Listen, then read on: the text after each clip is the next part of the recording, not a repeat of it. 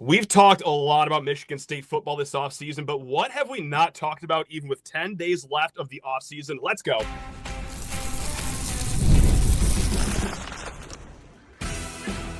You are Locked On Spartans, your daily podcast on the Michigan State Spartans, part of the Locked On Podcast Network, your team every day. This episode of Locked On Spartans is brought to you by Monarch Money. Take control of your finances with Monarch Money. Use code LOCKEDONCOLLEGE at monarchmoney.com for 50% off your first year. Spartan friends, Spartan family, Locked On Spartans listeners, happy 10 days until kickoff, or maybe even 9 if you're listening on Wednesday. What a blessed day this is. I can already smell the fireball in the air, guys. This is great. And it's about to get even greater because we drag back on a guy that we haven't had on in so long. And there's only one person to blame for it. It's me. I'm so sorry, everyone, that it's been this long since we've heard from Stephen Brooks of 24/7 Sports. And Stephen, about to be up in that cushy little press box of yours in a little over a week. Can you already smell the hot dogs from here?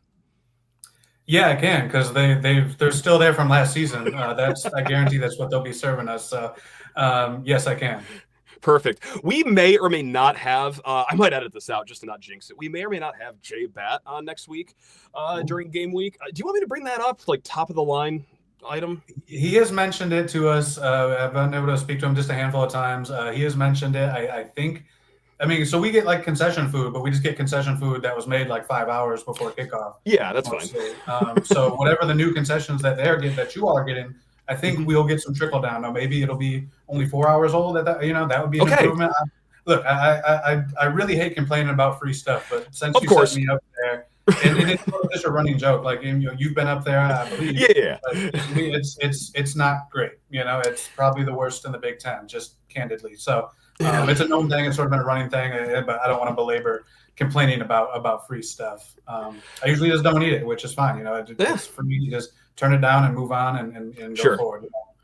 Now, what we are going to serve up to the fine people here is some important line items. And look, we've talked a lot about very important storylines, both that I think, that you guys think, that everyone thinks of Spartan Nation, right? Like the edge rush position. My God, after how it was last year, that's line item number one, of course. Can Aidan Childs develop from last season, pick up where he left off? We have talked about everything under the sun. Except, Stephen, I got to call myself out right now, and we've dabbled with it here and there, but I need to see something starting next Friday. That is going to be very important for this season. And we've talked a lot about the offensive line. There's reason for optimism. Matt Golbin's a really strong transfer. Stanton Ramil, he comes back a year more experienced as a former 4-star. But Conor Moore, who first and foremost, I think is good. I think he will be a fine lineman here. If you just pull me in an alley, in a weird mugging situation, waved a knife in my face and said, hey, do you think Conor Moore's going to be good here? First of all, I'd say, yeah, I do. And second of all, listen to Locked On Spartans. But what if he's not, Stephen? And look, I'm not just pulling this out and just willy-nilly out of nowhere. Last year for Montana State, he played in 16 games. That's a lot of games, Stephen. 355 snaps, just passing snaps. That's not even counting the run plays. Now, he let up just 11 pressures the entire season. That is amazing. It's incredible. It's why he was the number one offensive tackle when he entered the portal after the FCS playoffs. But, Stephen, of those 11 pressures, 5 of those were given up in the championship game. Is that something? Is it nothing? That's probably the best team that Montana State faced last season. There's going to be, I think, a little bit of a step up in competition from FCS to Big Ten football. So that is just what I need to start seeing immediately against Western, against Boston College, against Youngstown, and then we'll just flourish from there. 2-part question for you, Stephen, after that long monologue. Any intel on Conor Moore right now, how he's doing? And then second, after you answer that, what aren't we talking about more? Is there something different that's on your mind? Yeah, so Conor Moore has been Stan Ramil is pretty solidified at left tackle. They are rotating guys just for experience's sake and just so you're not totally a fish out of water if something were to happen. But he's going to be the starting left tackle, so the competition is on the right side. So Moore has been getting some left tackle snaps, but he's competing with Ashton Lepo at the right side. Mm-hmm. I think things have been going well. I at this point, I do expect him to be the starter. Yeah. I haven't heard necessarily otherwise. I do think it's competitive. With him and Lepo, but I asked Jim Mahalchuk about him the other day. Kind of gave just sort of a middle of the road lukewarm answer. He said he's been good. So there's some carryover from scheme from Montana State to what they want to do here. So that has helped him a little bit. But basically just said he's been good, and didn't really elaborate over the top either way. So I take that at face value and think he's probably had a good camp. I think he's right there. But yeah, to your point, I mean, I don't list it like super high on a list of concerns because you do have Ashton Lepo who started every game, as a baseline. So if he, and I don't think he had the best year last year, but if you just get that out of it, and that's your weakest link, and everybody, all the other 4 spots are improved, let's say, I mean, you can still get places with that. So we're talking about the worst case scenario basically there. So between them, whether Conor Moore's a ready to go day one impact tackle, probably not. Probably will take some time. I mean, he probably faced like one Big Ten caliber dude a week. Their D lines maybe have one guy that was a Big Ten player. Sure. And throughout the season, maybe let's call it like 3 NFL guys, maybe just ballparking in terms of how these things work. I don't know exactly who he played, but now we're going to be playing Big Ten guys literally every week almost, and NFL guys probably every other, if not more. So of some variety or, fringe NFL guys. Point being is I do think that there is a scenario where he takes a little more time than Luke Newman coming right out of the box and was a plug-and-play starter. Obviously, made his way into the NFL draft and everything, had a good year for him. But he was older. Luke Newman came in with – True. Conor Moore has some good experience to him, but Luke was a 5th-year senior. This was his last year. So, he just had more seasoning to him. So, I still think he'll be a good player for him. And I think between him and Lepo, I think they'll be fine there. Will it be a plus position? Probably not at this point, but I think I expect them to probably split snaps to some degree, and I think it'll be fine at the worst, if not good. So I don't really have a huge concern about it there because you have 2 options. But I just think, with Moore, I think he'd be a guy like in November you could be happy with, whereas maybe it'll start a little bit slower. Maybe not. I just think that has to be in consideration because Luke Newman kind of made it look easy last year, and I don't think it's always going to be the case. To your second point, I mean, what have you not talked about enough? Are you concerned about the kicking thing enough? Like that's after hearing that both our kickers' legs have fallen off this summer somehow. I was already concerned going into it because we're replacing an NFL level kicker, and now the first and second guy are both out in camp with injuries right now, and the third guy, like with all due respect, played at Davenport but never actually played in a game there. But I heard he did okay in the scrimmage, so that's a long way of saying, I'm concerned, Steven. Okay. Yeah. Well, it sounds like you've got it covered then. So, that's a thing I think that is real now. I mean, the first time Donovan Smith said, he's like, after the first week of camp roughly or so, he's like, we haven't really gotten much of a look at those guys. They've been a little banged up. You go, okay. And then we've asked him one or two more times since then, and it's pretty much been the same answer, like, still kind of on the mend there. So now, you look at this team, like they're not going to have big margins to play with, I don't think. Kicks are going to matter. PATs, all this is going to matter for this team, I think. When you look at this middle class in the Big Ten that's really big, which MSU is a part of, and obviously how many of those coin flip type of situations are going to come out your way this year, and that's going to determine so much. So that I think is now becomes real. So when you talk about like Western, coming up and everything, like perfect kicking day, whoever it is, literally whoever, could be you, right? There. And then I don't know, just generally like the secondary has been talked about too much. And I don't really know what to make of it. Like what I've said is in a vacuum, I like their personnel quite a bit. The 2 safeties return, veteran guys, you know what they are. You can count on them. Most people can't name all the financial accounts or even what they're worth, whether it's 401ks, properties, or investments. And when you don't have the full picture, well, you can end up leaving money on the table. That is why there's Monarch Money. It's an all-in-one personal finance tool that brings the entire financial life together in one clean, easy-to-use interface on your laptop or your phone. Monarch does all the heavy lifting for you guys. You can link all your accounts in minutes, see clear data visuals, get smart categorization of your spending, and finally feel in control of your money without even touching a spreadsheet. How exciting is that, guys? Now, hey, if you want to do it with a partner too, so easy to link all your accounts, get just the full view for both you guys in just one easy to use interface, guys. Don't let financial opportunities slip through the cracks. Use code LOCKEDONCollege at monarchmoney.com in your browser for half off your first year. That's 50% off your first year at monarchmoney.com with code LOCKEDONCollege. Also, guys, open phone. If you own a business, you're going to want to listen to this one because, well, every missed call, quite simply put, is money left on the table. Think about the last time you needed a service, and if that first person didn't answer, did you wait? Probably not. You moved on, most likely. That's why you need Open Phone, so you never miss an opportunity to connect with your customers. Open Phone is the #1 business phone system designed to streamline and scale your customer communications. Do you juggle 2 phones just to keep business and personal calls separate? Well, okay, you're not going to believe it, but Open Phone, yeah, they solve that instantly. It is that simple with Open Phone. See why over 60,000 businesses trust Open Phone. They're offering Locked On listeners 20% off your first 6 months at openphone.com/lockedoncollege. That is openphone.com/lockedoncollege. They'll even port over your existing numbers for free. Open Phone, no missed calls, no missed customers. I like some of the safety additions that they brought in, being depth guys or just different versatility pieces. And then corner seems pretty competitive. They did bring in a lot of guys there too. Josh Eaton's like a super intriguing transfer to me. He's very long. He looks the part too, and then some. He physically he looks like a Madden character. Like he was like, okay, like I want a big corner out there. It's like, okay, that's what they look like. So all that to say, in that other spot, I'm not too sure. I feel like it's Chance Rucker is a returning guy, obviously. Mm-hmm. I think he maybe has had an edge, but I don't think that's totally locked up. So I think that could, in terms of the things that a lot of people talk about, I don't hear that as much. And I don't even know, like I said, I like the personnel. I don't know if it'll be a strength or weakness yet because they have to operate in an environment with a pass rush that might not be that good. Now, maybe there's improvement there that we haven't seen yet, but that's an interesting piece of this whole equation to me because let's say that you had an average pass rush. I think they'd be fine secondary wise. I would take those that. Players, but I mean, you can have Champ Bailey and whoever, Richard Sherman out there, name your guys.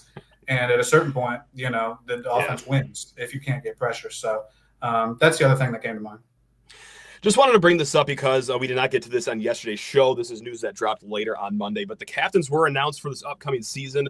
5 guys. It is transfer offensive lineman Matt Golden, transfer, second year with this program now. Defensive lineman Quindarius Dunnigan, and then, of course, your linebacker Jordan Hall. Aidan Childs, your quarterback, and then linebacker Sam Edwards, who has been here, I'm pretty sure, since the Bobby Williams era.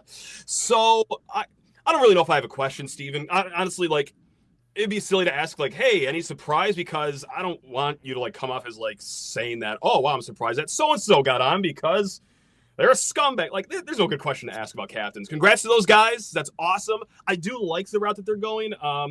Getting all the captains elected before the season instead of going week to week, but it's not a topic of conversation that I'll, die on a hill of. So that's the news. Just had to bring it up, though, unless you do have a scalding take about one of these guys, Steven. No, I think it's a good group having been around these guys. Once the picture popped up, I understood all of them. Gotcha. I think Galvin's an interesting one just coming in, as a newer guy and making his presence felt. And I thought there was 3 or 4 other guys that were probably on the cusp, like Jalen Thompson's a respected guy in that. Yeah, totally. I think even Omari Kelly's brought some of that leadership as a first-year transfer. Darius Snow, does some of that in his own way, I think, too. There's a couple other guys. Luka Vincic actually is another guy that they've talked a lot about coming in and being a good leader. But anyway, no surprises, I don't think. People might not know Sam Edwards, but he's a very polished kid and does a lot of things football-wise. Has a lot of interests outside of football. Very, very well respected and well-liked guy within that locker room. So that doesn't – maybe people don't know him or have to look up his number or whatever. But within those walls, definitely a guy that has that status. Been here for 6 years. I mean, on a serious note, I think he's a James Madison College student, so he's smarter than both of us combined, if I can go that far in saying that, Steven. But, yeah, obviously a guy that's been around the block many a times here in East Lansing. Really cool to see and get this captaincy. And also, got some shine from Jonathan Smith earlier this week when he was speaking about the scrimmage. So good on Sam from Williamston.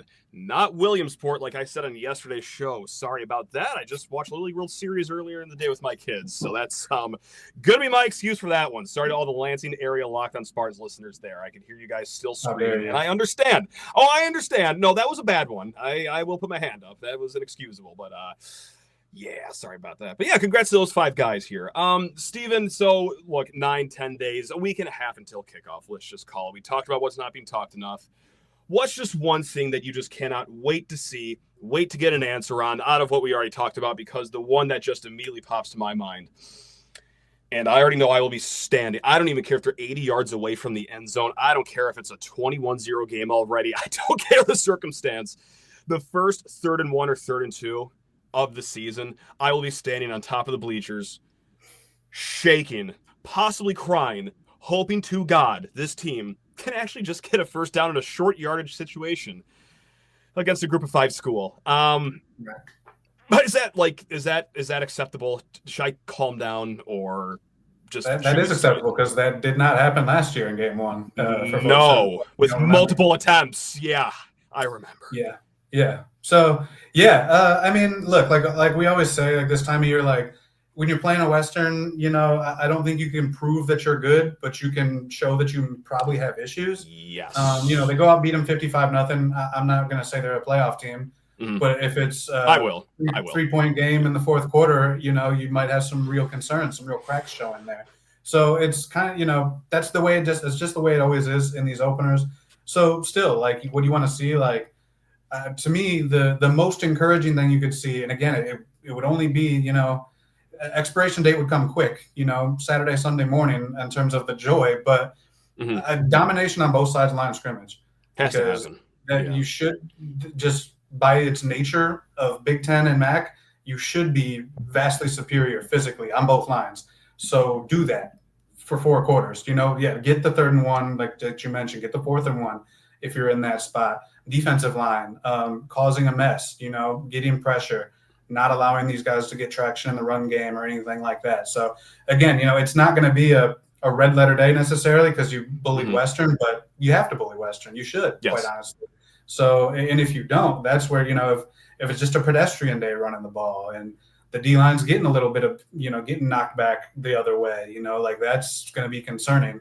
Whereas even if they go out and look like the Purple People Eaters or whatever, that's good, but that's just a passing grade. And you just move on to the next one because you're going to have to see it against some real deal teams. But yeah, I think that's the biggest thing because there are such huge question marks there in terms of, is the offensive line going to take a step? I mean, who even are those guys necessarily? I mean, the guard situations are still competitive. And then the D-line, they like their numbers and they kind of feel like they're going to be able to swarm you and overwhelm you in waves that way.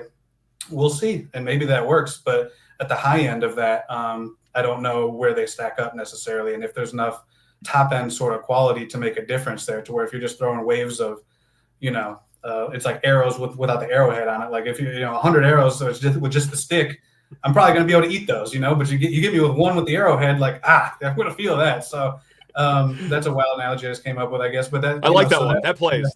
Yeah. So just line of scrimmage, it's boring. Yeah. It's probably predictable, but like you want to see them dominate that. And it's great, if there's not domination on both sides, then there might be issues. Absolutely. And like I always harken back to 2019 Michigan State versus Tulsa. Who could forget that great home opener, of course. But I mean, like not to sound like just Mr. Know-it-all here, but like I did leave that game a little miffed, like to the point where my wife said, are you okay? Like they won. I'm like, we just saw the same issues this game that we saw all of last year. They scored on the opening scripted series. Great. Woohoo. And then everything else was just like field goals, defensive touchdowns. Like we couldn't move the ball after the scripted plays against Tulsa. So you said it best, or maybe Aaron Henry has said it best too. You don't applaud a fish for swimming in these kind of games. You can ring some alarm bells, but yeah, if you do great, then okay, just on to the next opponent. Then you could actually start celebrating some big wins against a Power 4 team like Boston College. But yeah, that's where it all lies, right there in the line of scrimmage, Stephen, as we know all too well as Michigan State. And I don't think we'll have a firm answer there, for weeks. I want to see a couple Big Ten games. Yeah. So, but you can get clues and indications and trends, everything, obviously. But yeah, that's where it's at for game 1. So we got a question here, and usually it's lockedonspartans@gmail.com. Sometimes it's GN_sports on Twitter. This one was a comment on a recent YouTube video. This one comes from, let's see, TRRTTRRTO1. It's probably their birth name. I guarantee it. I have a question that I've been wanting a lot of feedback on. If this MSU team plays their absolute full potential, what is their ceiling? I personally think that because there is no Ohio State or Oregon and only Penn State, the absolute ceiling is 10-2 or 9-3 with losses to Penn State and throw 1 or 2 out of the group of Nebraska, USC, Michigan, Iowa, Indiana. I don't hate 9-3. Look, the week of kickoff, when like euphoria of the offseason is at a peak, yeah, I'll be talked to 10-2. Catch me in the tailgating lot an hour before kickoff, 11-1. I will be screaming. But right now, as I'm still somewhat calm, I think it's still 9-3. Are you on there? Is that even still a little too high for you, Steven? Or what is the absolute best case scenario with this season? This episode is brought to you by Prize Picks, the daily fantasy platform that lets you turn your football predictions into real rewards. Preseason is already heating up, and college football, you already know it, it's not too far behind either. Whether you've got your eye on a big-name quarterback or a breakout running back, Prize Picks makes it easy to get into the game, guys. It's so simple to play, too. You just pick more or less on 2 to 6 player stat projections, like rushing yards, receiving touchdowns. Any football stat that you can think of, probably, it's going to be there on Prize Picks. And yeah, you could win up to 2,000 times your money. Do what I did last season. Spam Jahmyr Gibbs, Amon-Ra St. Brown, throwing a Sam Laporta every once in a while. That seemed to work out pretty well for me last year. So, hey, go ahead and make your lineups every Saturday or Sunday this fall. Download the Prize Picks app today and use code LOCKEDONCollege to get $50 in lineups after you play your first $5 lineup. That's code LOCKEDONCollege to get $50 in lineups after your first $5 play. It's Prize Picks. Run your game. Also, guys, FanDuel, America's #1 sportsbook. That's right. It's almost here, August 26th. It is officially FanDuel Futures Day, a brand new holiday for football fans who live for bold predictions and preseason hunches. For just 24 hours, FanDuel is giving you deals on the NFL season predictions. So whether you're calling your MVP, eyeing a long shot division winner, or ready to crown your Super Bowl champ before week 1 even kicks off, this is your moment. Guys, get to studying right now. Let's say that, hey, you're one of these beautiful Chicago Spartan listeners. You are a fan of the Bears. I hope you have a miserable fall full of Sundays, but hey, that's beside the point. Right now, the Bears, plus 550 to win the NFC North. If you like that, if you like the smoke going around this offseason, jump on that right now. Or, all the dark horse winners, I do like the value of Carolina Panthers, plus 410 for the NFC South winner here, guys. Visit the FanDuel app today and start planning your futures bets now, because Futures Day is one day and one day only, so be ready. It's FanDuel. Play your game. Yeah, absolute best. I think 9-3 is it. To me, the realistic case is between 5 and 8 wins. You know, within that spectrum, realistic. I do think there's a disaster scenario, I guess, where it could be worse. And like you said, I think there could be sort of a miracle dream sequence where it's better than that, which would get you to 9-10. It's so hard for me to see. I mean, you're talking about the seasoning of the program and how many guys have, are a good amount are back for year 2, but just still a second year of a staff. Some of these road games you look at, I mean, like I consider Penn State a loss, an auto loss at home. That's beyond fair. That's the most likely loss on this schedule. Let's just call it that. But none of these road games are easy. There's not one. Typically going to Indiana would be, and it's not this year. You go to Minnesota in November, it's going to be cold probably. They're going to be a solid team. They're firmly great in defense. That we talked about. Yeah, they're a seasoned, established program. Head coach has been there a while. Players that have been there a while. So there's not one road game where you're like, they should be able to go sneak that one out. I mean, at Iowa late in the year is always going to be scary. Yes. I don't know. I kind of go back and forth. Some days I think Iowa's not getting enough respect. Other days, I hear things that their defense isn't really up to par to what we consider them. And we all just kind of think just plug in a quarterback with a pulse and they should win 9-10 games easily because the defense is just baked in. Apparently that's not exactly the case this year. So I go back and forth with them, but the whole point being the road games are so tough. You're still such a newer program. I just think you're going to stumble somewhere along the way there to where 9-3 is the ceiling for me. I mean, even if you talk about sweeping your home games, I mean, that includes Michigan, right? And outside of Penn State. But like that's a toss-up for me, but that's a firm 50-50 type of toss-up. So it's really hard for me to imagine them going on the type of run. And while I do think their depth has improved pretty much across the board, like you're probably going to have to account for at least one major like offensive line and defensive line injury. Just in terms of like time. I'm not saying someone's going to like break their leg, but there's 3 weeks out for this guy maybe and 4 games for a D tackle or something. Like you're going to have to account for these things. And they do have better depth, but guys are also backups for a reason. And I don't think, like I said, that top tier is high enough in some spots to really overcome, if they have to reach deep into that. So I do look at 9-3, and that probably includes like a little bit of luck, even maybe, somebody's quarterback's out for a game or something like that. As I look at it now, because I'm looking at this road slate, and that is not going to be easy. And to expect them to just come out and win all the close games, and things like that, the way that they didn't a year ago. Sometimes that happens. Sometimes you fully flip, and you don't win any close games, and you win all of them. Sometimes that happens. Typically, though, you're in the middle there with some coin flips, and so. All that to say is I do think 9-3 is probably the realistic ceiling for me. It's really hard for me to get beyond that. I'm right with you, too, and there's no shame in that. God, 9-3 in year 2 of Jonathan Smith. I would absolutely take it. I know that some people are craving 10-2 out there, but look, I know that we've got some good pickups in the portal in the offseason. A lot of other teams did, though, I do want to stick with the road games here because I just went on to kfordratings.com. Now, he does some great analytics, projections, just some fancy numbers, Steven. I'm going to try to word this question correctly, so bear with me here. Of the road games, what game does Michigan State has the highest chance of winning, according to kfordratings.com? Ooh. I should list them. Not everyone just knows the schedule at the back of their hands. That was a broad assumption by me. I'm so sorry.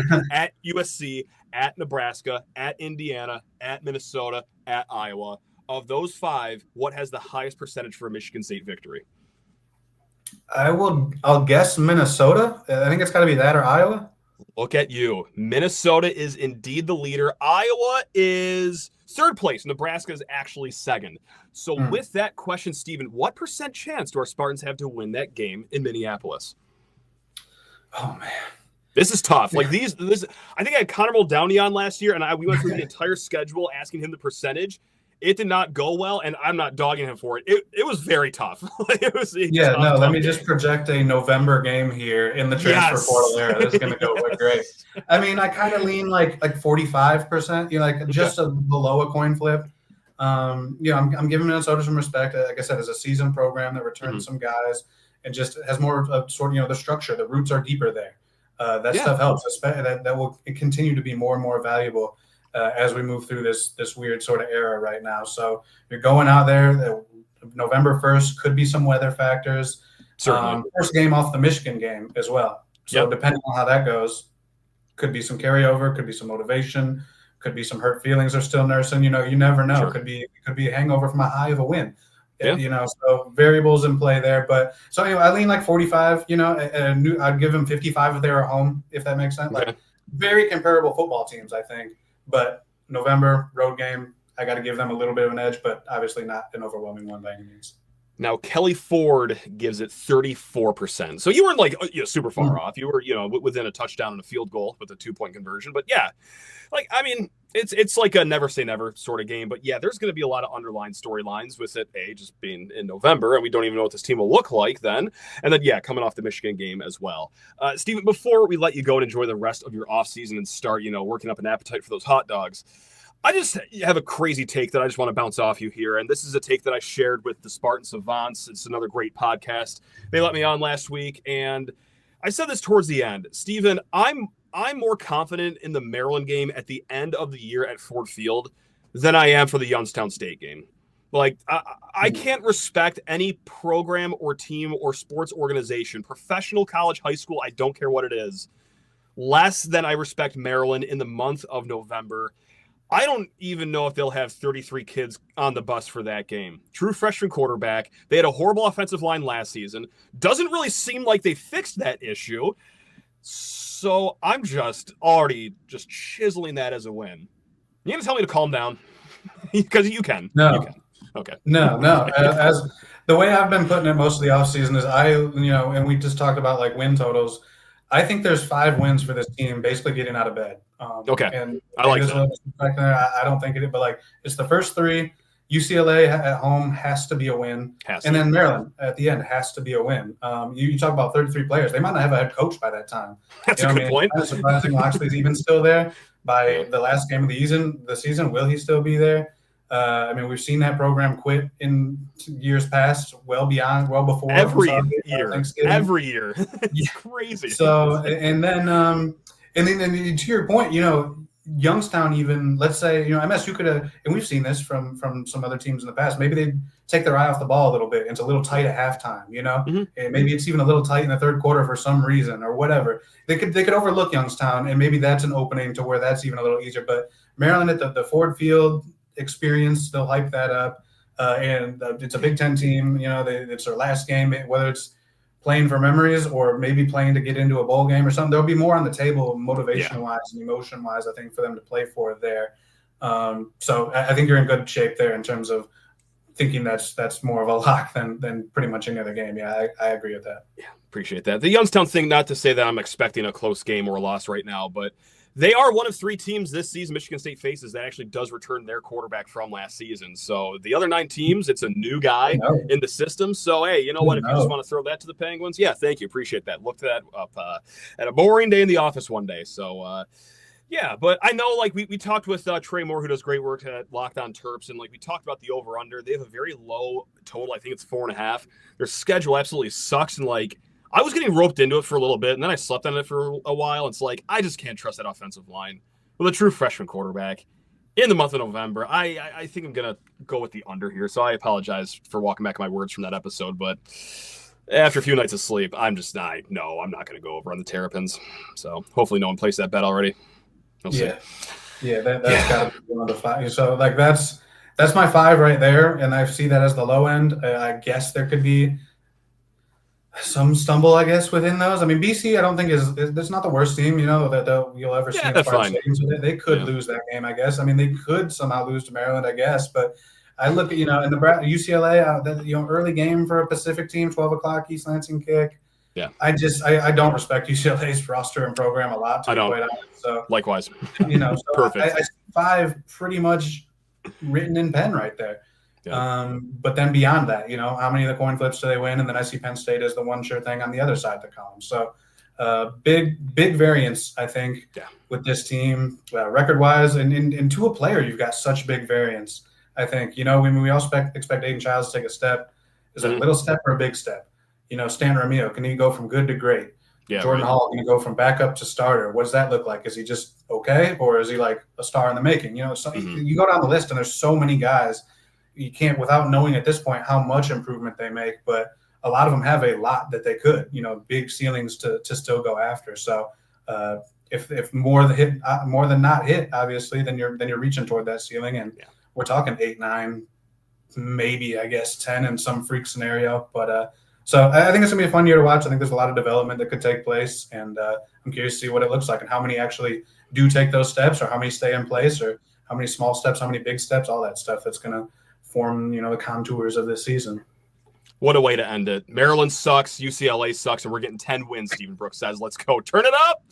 All right, guys, that's Stephen Brooks. You already know him. 24/7 Sports does outstanding work there. And, yeah, it's not going to be months until the next time we drag him on. I apologize for being the worst bookkeeper of all time, guys. Steven's way, way, way too good and generous of a host to not just bother constantly and have on the show. So hopefully it won't be too long for one Stephen Brooks. But, guys, until next time, hey, love you all, including you, Stephen. Now take care of yourselves. Let's get ready for kickoff already, guys. Let's start hydrating. Thanks, all right. Hey, you got it, man. Go green.